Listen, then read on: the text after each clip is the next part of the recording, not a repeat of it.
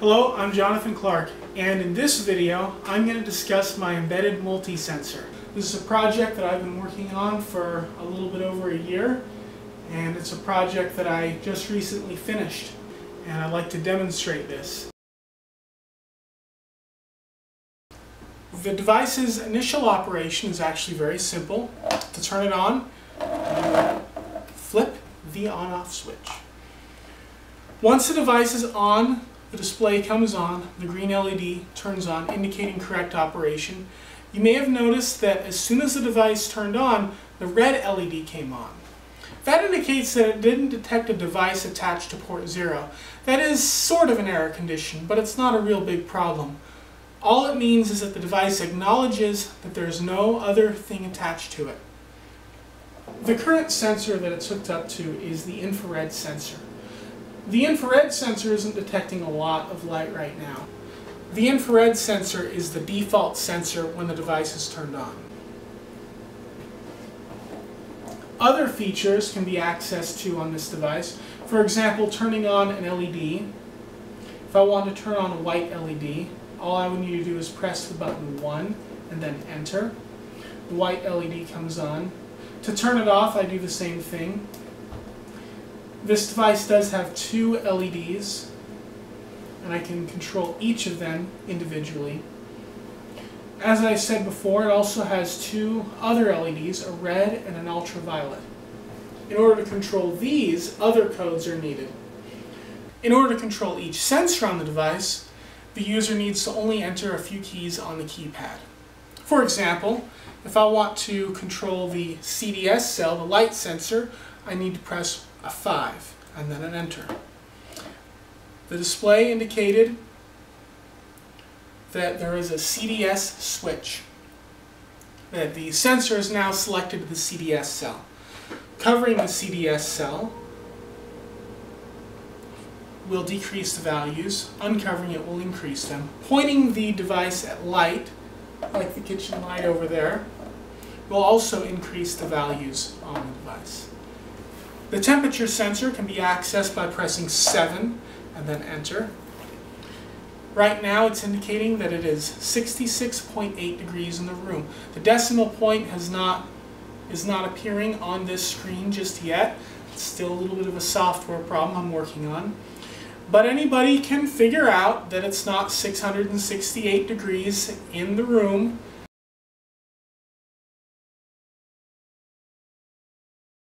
One of the other advantages with this device is, unlike a lot of the other devices I've created, this one can actually be plugged into a JConsole 2 controller.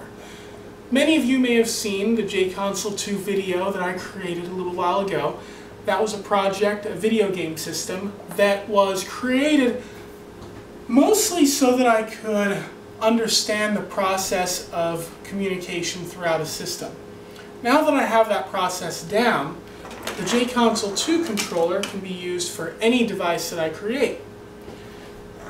And so, in order to use the JConsole 2 controller in conjunction with the embedded multi-sensor, you need to plug it in, and then on the keypad enter the code 102 and then enter.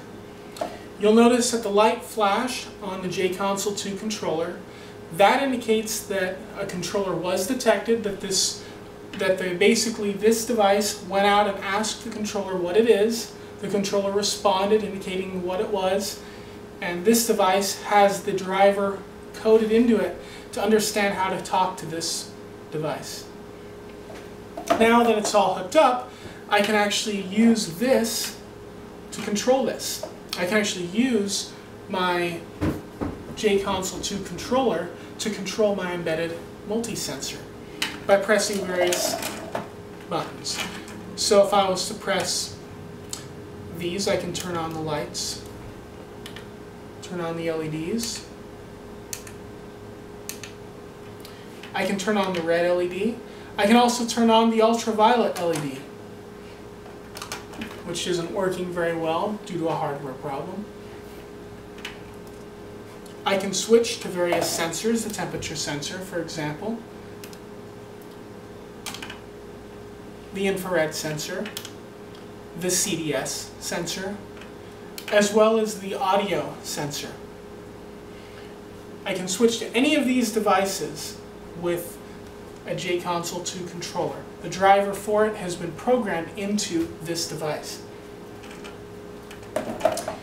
Now, when I disconnect the JConsole 2 controller, I'm going to pull it out,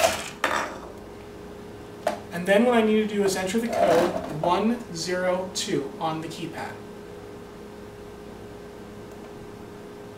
102.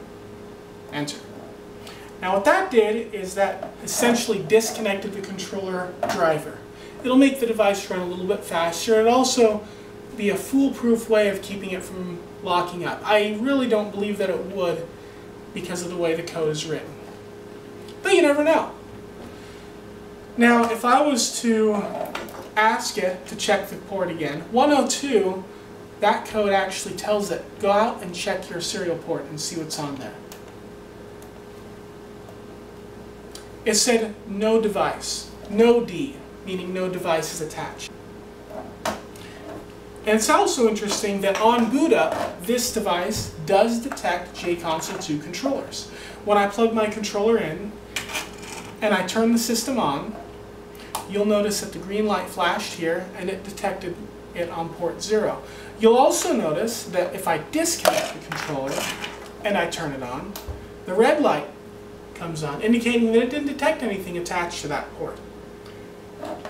So these are some of the really nice features that I included in the computer system in Jonathan's multi-sensor. It's been a lot of fun working on this project.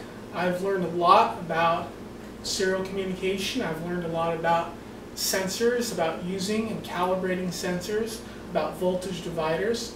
The concepts that I learned creating this device will help me to be able to create other devices like it. I also hope to work towards creating a universal serial communication system of my own that I can use for all of my devices. I've learned better how to use sensors, how to calibrate a sensor. I also learned better how to design and develop different devices. As I said, this device took about a year from the first idea of it to the final design to implementation, which was a few weeks ago. I'm going to continue to make projects and continue to develop new devices. I have several that I'm working on right now. Won't get into that right now, but you can expect some more videos in the